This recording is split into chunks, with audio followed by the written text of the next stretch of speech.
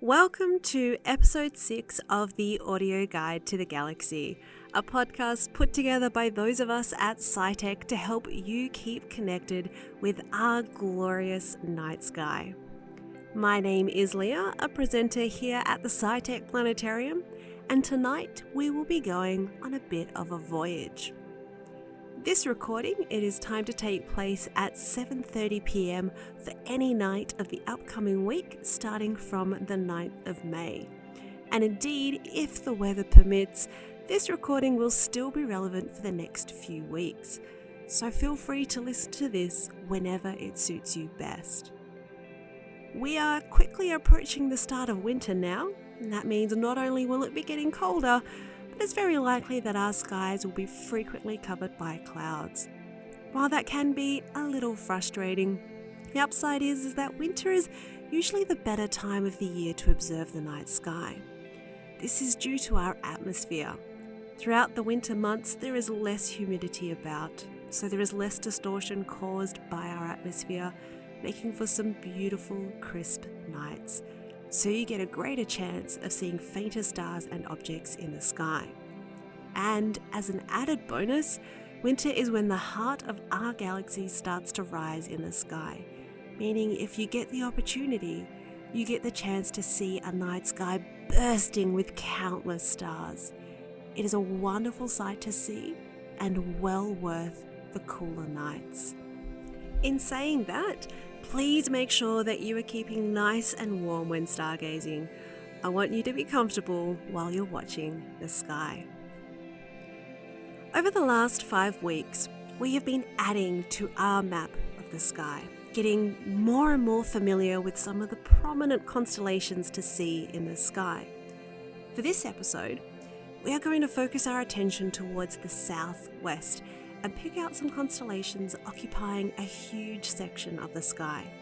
And as we'll see, these constellations actually join together like pieces of a puzzle to form one giant object in the sky, a ship full of hope and heroes.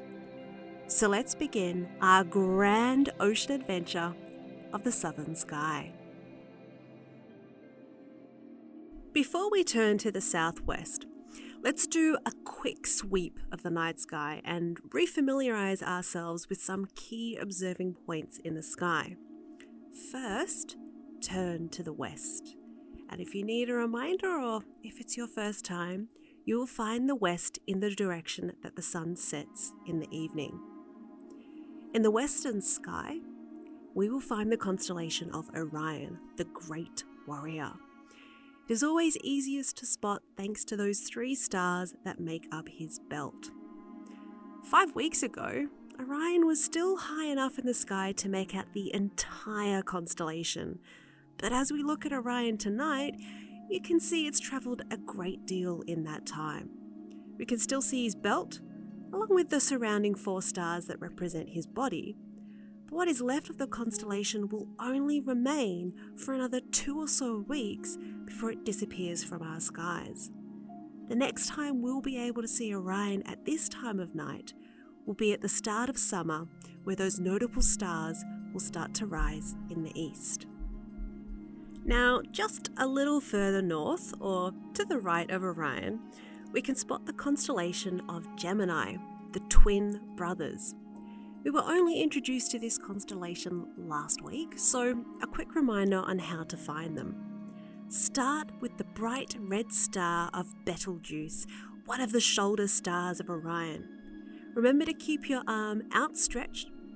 Place your right thumb over Betelgeuse and stretch the rest of your fingers on your right hand out nice and wide, making one handspan. Just past your pinky finger, you should see the 2 bright stars, one above the other. These 2 stars, Castor and Pollux, represent the heads of the 2 twin brothers and the brightest stars of Gemini. Leon detailed this constellation last week, but this marks the furthest point north in our map of the night sky. Let us make our way back across the western sky, slowly heading towards the south to spot some other prominent constellations in our map. First we come across Canis Minor, the little dog. It is easiest to spot thanks to its brightest star, Procyon. To locate it, find the halfway point between Betelgeuse and Gemini, and it sits roughly a handspan above this point. Once we've found the little dog, I'm sure you can guess which constellation is next. Canis Major, the big dog. It is always easy enough to find Canis Major thanks to its brightest star and, of course, the brightest star in the night sky, Sirius. If you draw a straight line from Canis Minor towards the left, you will find it quickly enough. Or alternatively, you can start from Orion's belt and draw a straight line upwards to find it. While Sirius and the rest of Canis Major have been getting lower in the sky, it is still high enough for us to spot easily. Make the most of spotting it while you can though, as we will only be able to see it for roughly another month and a half before it disappears from view. We have one more stop in our map of the night sky, this time facing directly south. Looking high in the sky, we can spot the two very bright stars of Alpha and Beta Centauri, otherwise known as the pointer stars. And I hope you recognize what they are pointing to: the Southern Cross. You might notice that over the last month, their position in the sky has changed too. Unlike Orion and Sirius though, the Southern Cross and the pointers have been getting higher and higher in the sky. In fact, they are slowly tracing out their circle around the South Celestial Pole, reaching much higher. They will reach their highest point in the sky in roughly mid-June, before they slowly circle back around and down to the horizon. That completes our map of the night sky, but you might have noticed a great big gap between the Southern Cross and Sirius filled with many stars. Prime real estate, where there is sure to be something interesting to find. And indeed, there is. Starting from Sirius, about a handspan to the left, you should see a very bright star. That bright star is Canopus, and it is actually the second brightest star in the night sky. It is impressive how bright Canopus is, and sometimes if you don't have your orientation about you, it's pretty easy to get it confused with Sirius. Both being exceptionally bright, these two stars appear to be very similar to each other. However, there are key differences between these two stars that our human eyes are unable to notice.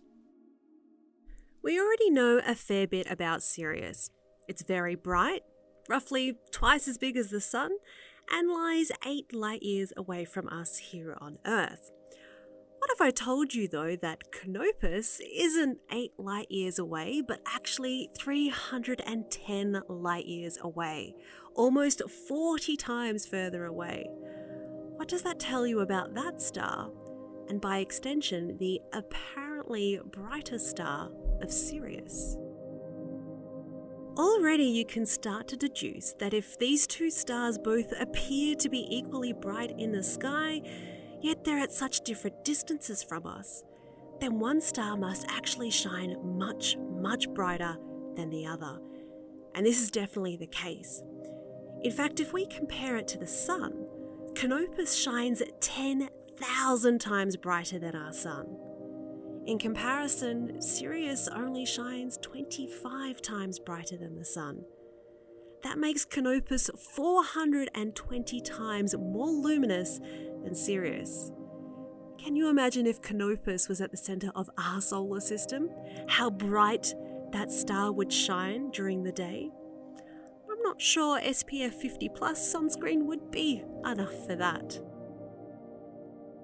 No other star within 310 light years is more luminous than Canopus. But Sirius is just that little bit closer, or should I say a lot closer, so it outshines Canopus in our night sky. And this leads us to an interesting point. When we stargaze, we assess how bright a star appears in our night sky, otherwise known as its apparent magnitude. But it's important to recognise that a star's apparent magnitude does not reflect how bright it truly is, which we can see in the case of Sirius and Canopus. A closer star can appear much brighter than stars further away. To know how bright a star really is, astronomers refer to its absolute magnitude.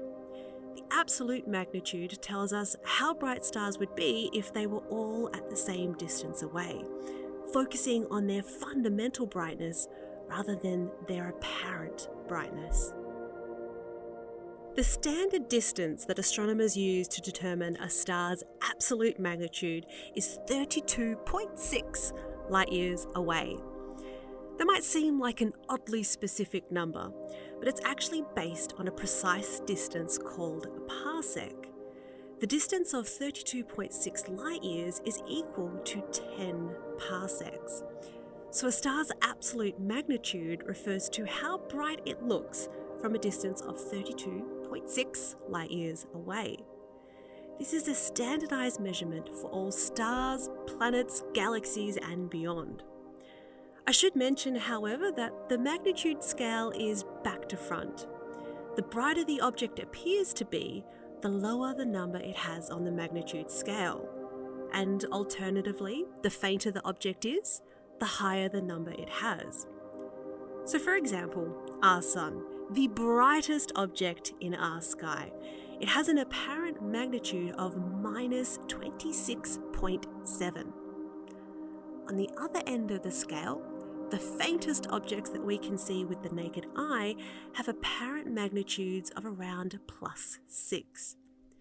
This gives you a bit of a guide on what to look out for when stargazing, and if you might need a telescope to help you spot the object you are observing. If we get back to our two bright stars in the sky, Sirius and Canopus, we can compare both their apparent magnitude, how bright they appear here on Earth, and their absolute magnitude, how bright they really are. First, Sirius. Take a good look at it. That star has an apparent magnitude of minus 1.5. Canopus, on the other hand, has an apparent magnitude of minus 0.7. And remember, a bigger number means that the star appears less bright. So you can see Canopus is still appearing a little fainter than Sirius, but only marginally. Now for the fun part, their absolute magnitudes. How bright they would look if they were both 32.6 light years away. Well, Sirius has an absolute magnitude of 1.4, and that is a plus 1.4. And Canopus?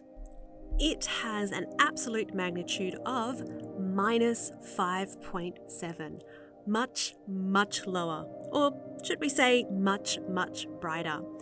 So it goes to show that if Sirius wasn't so close to our solar system, Canopus would be taking out the title of brightest star in our sky. Canopus isn't only brighter, but also much larger than Sirius. It is approximately 71 times the size of our Sun, making it 42 times bigger than Sirius. This actually tells us that Canopus, being so big, is at a different life stage than Sirius. We learned a few weeks ago that Sirius is a main sequence star, so it's burning hydrogen away in its core and it will keep on doing so for quite some time. Canopus, however, is in the next stage of its life, the giant phase, where it has started to swell and burn different fuel within its core. This is why it shines so bright. The name of Canopus originates from Greek myth, after the great oceanic navigator for the king of Sparta, Menelaus. He assisted the king to reach the far-off destination of Troy to help retrieve his stolen wife, Helen. This is of course leading to the infamous Trojan War.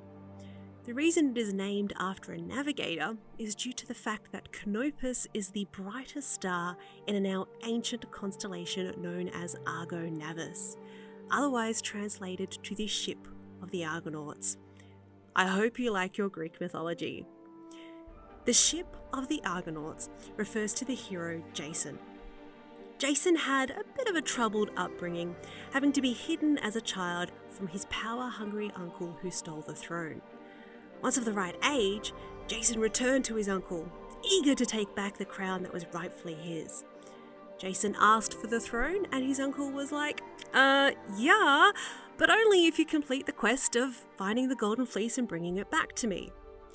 Now, the Golden Fleece was a trophy of great honour and prestige, and Jason was eager to complete such a task.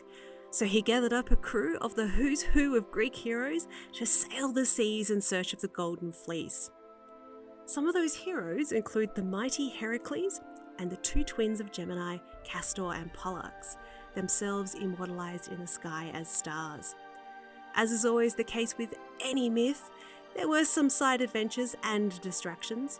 Eventually though, thanks to persistence, hope, and perhaps a little bit of extra help, Jason was successful in obtaining the Golden Fleece. The story of Jason and the Argonauts is definitely worth being immortalized in the sky as well. Looking up at this section of the sky, you can see it occupies quite a large area, stretching from the Southern Cross over to Canis Major and Sirius. So over time, the great ship of Argo was broken into 3 different parts in order to make it easier for classifications. The ancient ship is now made up of 3 modern constellations: Carina, Vela, and Puppis. The easiest constellation to find is Carina, which makes up the hull or the base of the ship. We can find it easy enough thanks to the bright guarding star of Canopus and the Southern Cross.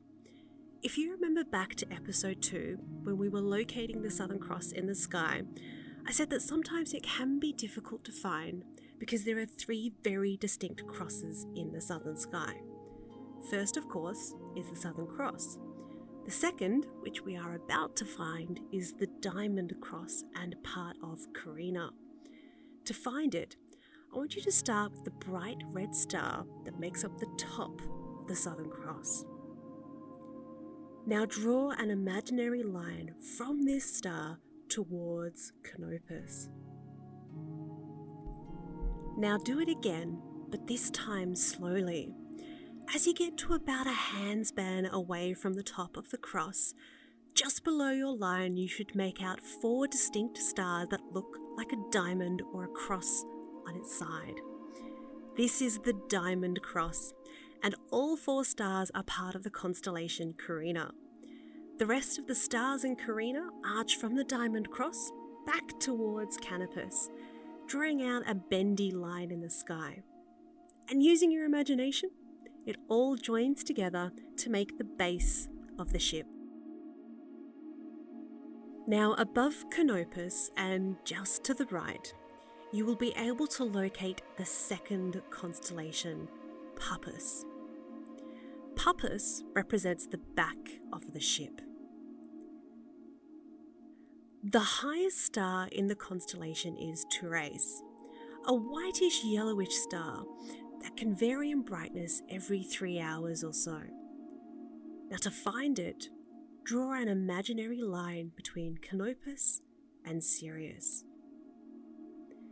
Now find the halfway point between these 2 bright stars, and from that point go directly upwards for roughly about a handspan, and there you should see Thrace shining bright, the highest point of Puppis. The brightest star of Puppis, however, is Naos, which appropriately translates to ship. You can find Naos, a bluish-white star, almost directly above Canopus, roughly 1 handspan up. With the back of the ship mapped out, it gives you a good idea how large Argo Navis was, and so it should be really, considering the many heroes it carried across the vast oceans. All that's left to find now are the sails of the ship, which belongs to the final constellation of Vela. To spot Vela, we need to find the last of the cross formations in the southern sky, the one known as the False Cross. You may already be able to spot it high in the sky, but if not, the best way to find it is to draw a line from Beta Centauri, the blue star of the pointer stars, across to the bottommost star of the Southern Cross. Now keep that line going just over a handspan, and you should easily spot the last cross, the false cross. The two stars on the top right-hand side of the false cross are part of Vela, making up the bottom of the Argo's sails. Now, if you follow the direction of the short arm of the false cross through to the right, just about 3 finger widths away, you can spot the brightest star in Vela, called Rigor.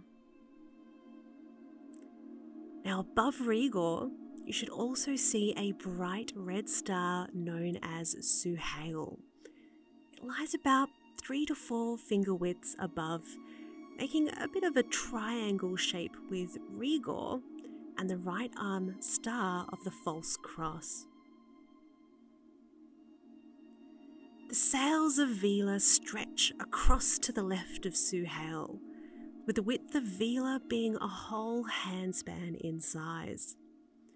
Although it can be difficult to make out all the stars in this constellation, see if you can trace out a sail shape in the sky.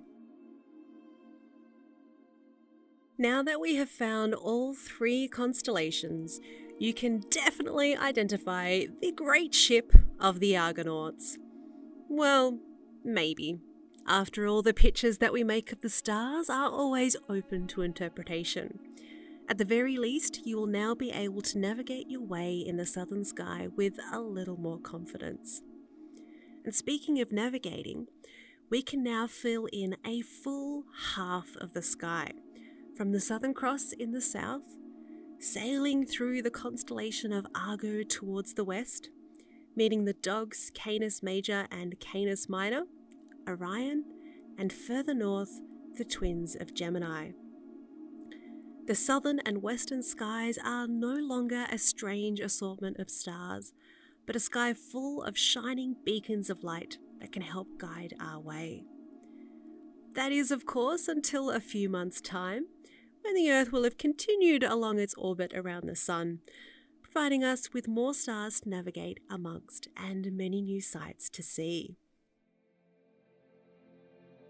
With that, it brings us to the end of another episode. Tonight we focused on the large part of the southern sky between the Southern Cross and Canis Major, adding to our extending map of the sky, and also learning a few more stargazing tricks while we were at it. As a final note, remember that it is only through knowledge that we can understand more and more of what is out there in the universe.